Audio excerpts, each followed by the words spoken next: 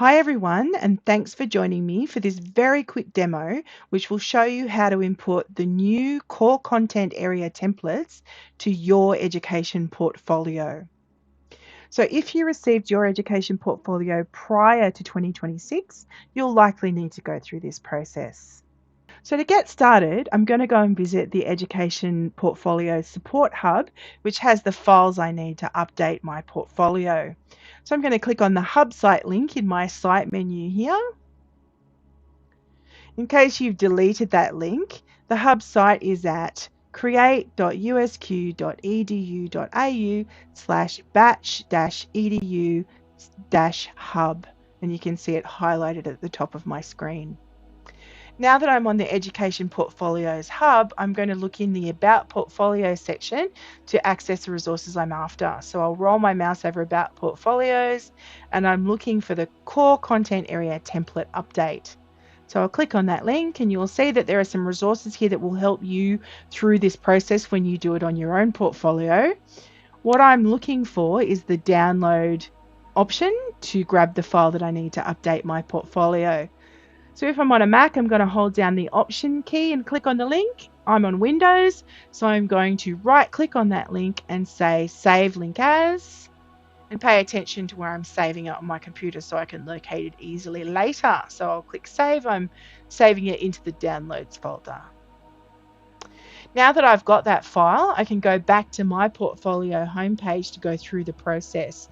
So I'll just click on the back button to do that. And here I am on my portfolio homepage.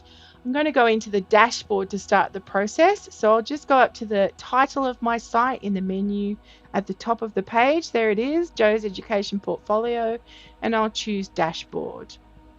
And the dashboard, of course, is where you find all the tools to manage your site. In this case, we're looking for the Tools menu. So I'll click on Tools over on the left-hand side of the screen, and I'm going to choose the Import Tools. So I'll click on Import. That takes me into this import area, and we want to choose the second of the two import options, the standard WordPress importer, this second one. So I'll click on Run Importer. The next thing I'm going to do is upload that file that I just downloaded from the hub. So I'll click on the Choose File button.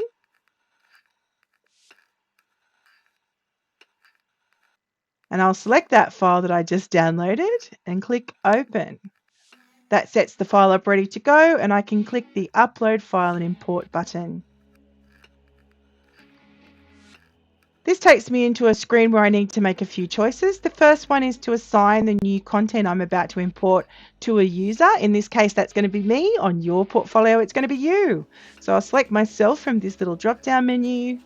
I also want to make sure that I'm downloading and importing any file attachments, so I'll check that box.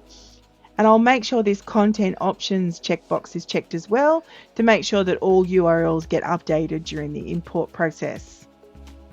Now that I've done that, I can click Submit, and the file gets uploaded and the pages that I need will be imported.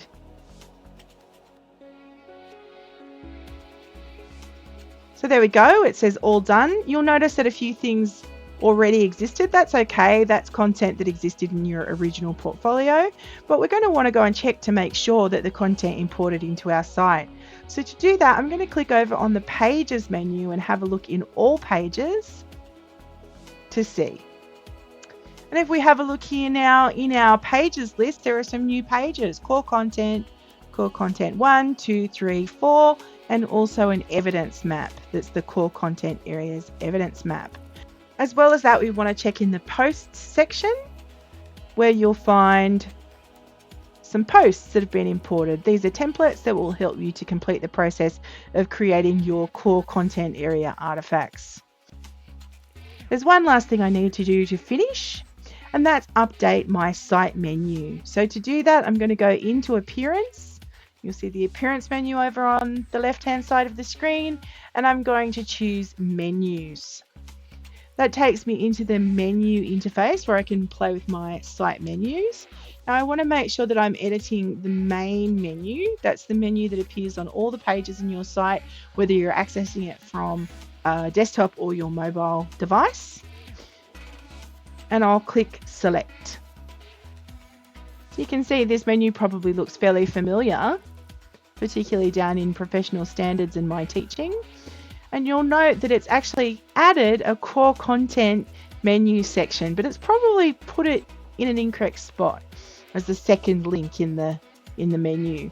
So all we're going to do is pick this menu up and move it down to just below the professional standards menu. I'm just going to pull down here and I'm going to slide it in there. So now that I've done that, I can click Save Menu. And that saved the change that I made to my menu. And then let's go and view our site and see if we've had success. So I'll roll my mouse over the name of my site at the top of the screen again, and I'll choose Visit Site. So here we are on my homepage, and you'll see there's a new core content item in my menu. If I roll my mouse over that menu item, I can see the sub-menu that includes core content area 1, 2, 3, and 4, and also the core content area's evidence map, which you'll use to track your progress.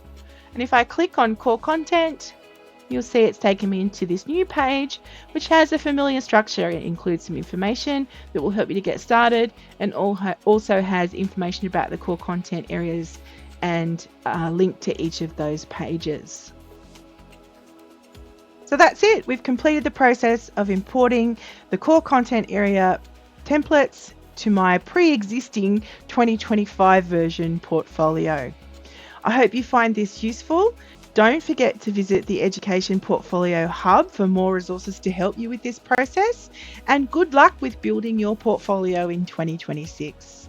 Thanks for watching.